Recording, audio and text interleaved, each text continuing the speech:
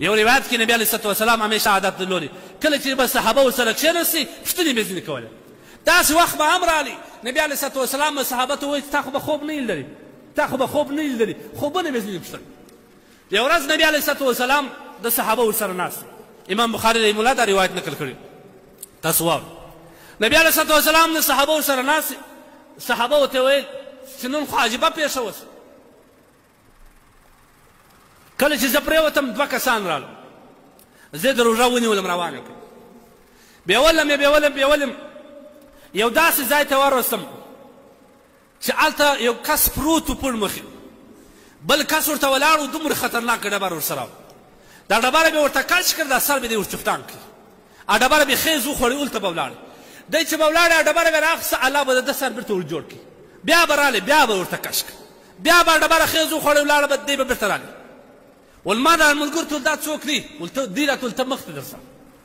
ول مخ ته چې ولاړم هلته بیا بل کس ولیدي چې دی پل مخې پروت دی یو سړی ورته ولاړ دی د اوسپنې سلاخونه ورسره دي د ده دا مخ ته یې کش کړي دا مخ یې در دا زامه او دغه رقم پزه او سترګه دا ګرده ورڅرې کړي بیا دا بل اړخ ته راواوړي بیا دغه رقم ورته کش کړي چې کله دا اړخ ته راواوړي دغه جوړ شي چې دې ته راواوړي دا جوړ شي دا بیا په دغه ځای وخته دی ول بیا ما ورته ول دا کم خلک دي ول دې راته وویل چې نه ته درځه مخکې ته مخ ته درځه ول کله چې مخ ته ولاړم بیا مې ولیدل یو غټ تنور رقم ځای دی په دې کې د انسانانو چغارې بغارې دي چې کله ور نږدې سم په دې تانورو کې سخت اور باندې نارینه او ښځینه لس په دې کې سوځېږي وایي ډېر سخت پریشانه سوم بیا مې دې ته وویل چې دا څوک دی دا څه دی ول دې راته وویل چې یا رسول الله مخ ته درځه ته مخ ته درځه ول مخ ته چې ولاړم یو نهر مې ولیدی هغه نهر د وینو ډک دی په مابینځ کې یو کس ولاړ دی په دې کې لمبېږي د ده نهر پر ژۍ باندې یو کس ولاړ دی ډبرې ورسره دي کله چې دی کوشش وکړي چې دا د وینو د نهر سره راوځي هغه ډبره ورته کش کړي بټ یې دننه ور واچي بیا دی کې هلته کې ډوب سي بیا چې راپورته سي په وینو باندې ککړي ول ما ورته دا بدبخته بیا څوک دی ول دی ویل چې ته درځه مخ ته درځه زه ډېر حیران سوم چې دا اوس څه دی بیا چې کله مخ ته ولاړم هلته مې یو بد صورته سړی ولید چې اور یې بل کړی و په دې اور باندې راګرځېد راګرځېد ول ما ورته دا بیا څوک دی ول دې ته مخ ته درځه ول کله چې مخ ته ولاړم یو ښایسته باغ مې ولیدي د باغ سره مې یو ځوان ولیدي دومره جګه تنایه و چې بیخي اسمان ته سر رسېدی لاندې ماشومان ورباندې راټولو نارې و چیغې جوړې کړي ول ما ورته دا څوک دی ول ده ورته ته لږ مخ ته درځه ول زه حیران سوم خیر چې مخ ته ولاړم بیا مې بل باغ ولیدی هغه دروازه بنده و یو ښایسته ماڼۍ ځای یو ښایسته ځای و ول ما وغوښتل چې دا دروازه یې خلاص کړم اجازه مې واخیستله دروازه خلاص کړم ول و دروازه چې مې خلاص کړه هغه لوړ در وخېږم چې لوړ وختلم یو داسې ځای مې ولیدی چې د سرو زرو او سپینو زرو یې غټ غټ دیوالونه وه غټ غټ نهرونه پکې وه په دا نهر کې ولمبېدم ول ما ورته دا کوم ځای دی دوی ته دا جنت عدن دی جنات عدن دا هغه جنت دی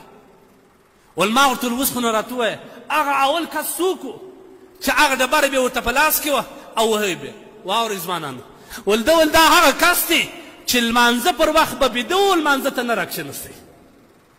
یو بعض روایت کې راغلی دی چې دا هغه حافظ د قرآن دی چې قرآن یې یاد کړی دی بیا یې قرآن هېر کړي او د لمانځه په وخت کې د لمانځه اهتمام هم نه کوي لمانځه ته هم نه ولاړېږي دغه عذاب به د قیامت په ورځ دې کس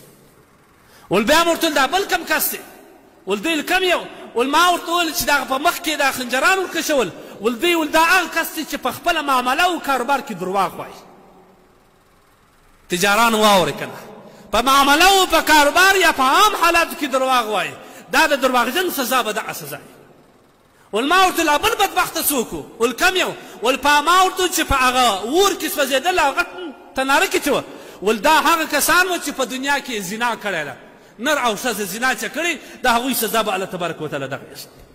ول ما ورته هغه بل خبیث کم یو هغه په وینو په تالاو کې چې لمبېدي ول ده راټول هغه سودخور و سود یې کوي دا سودخور ول ما ول هغه ښایسته ځوان څوک و چې جګ ولاړ او کوچنیانو ته ټول ول دوی ول دا ابراهیم علیه الصلات وسلام دی او د امت هغه کوچنیان په راټول دي چې هغه په څلوېښتې کې یا د بلوغ نه مخکې وفات شوي دا کوچنیان پر ده باندې راټول هغه جنت ته چې ننباسم ول ده راته وویل چې دا ستا ځای دی ول ما لوړ وکته لوړ چې مې وکتې یو بل جنت و ول ما ته یې وویل چې هغه جنت هم ستا دپاره تیار شوی دی و ماته لمونځ پرېښول دا د عظیم معمولي شی